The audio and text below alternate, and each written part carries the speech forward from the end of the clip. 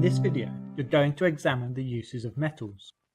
The periodic table of elements has 91 pure metals in it. How many can you think of? The properties of these metals are due to their atomic structure, as is their position in the periodic table of elements. This atomic structure also has a bearing on how the metals are used. Consider some of the most unreactive metals you know of. These metals may be gold or silver. Think about how these metals are used. They are valuable. Perhaps more important in terms of their use is that they are very unreactive. They do not react with air or water.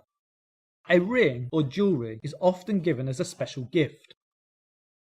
Because of its unreactive nature, the jewellery will remain shiny and untarnished. Copper is also an unreactive metal. Can you think of a use for copper?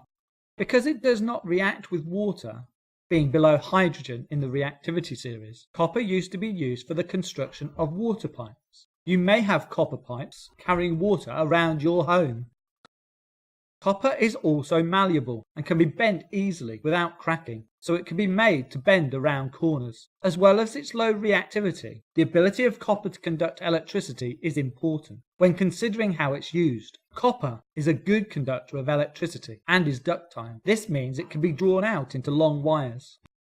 Perfect for carrying electricity from place to place. Aluminium is another metal that's been specifically used because of its characteristics. Aluminium will react with oxygen in the air to form a layer of aluminium oxide.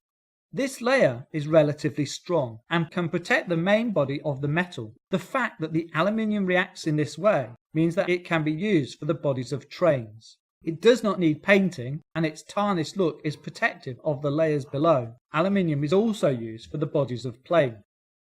Aluminium is less dense than many metals, making it light. It can also be made stronger, making it into an alloy. This aluminium alloy can be bent easily to form the body of the plane. Steel is another metal which has changed the face of the earth and the way humans use the materials around them. Steel is also strong, but perhaps more importantly, it is cheap to make. Iron, when combined with carbon, becomes the compound steel.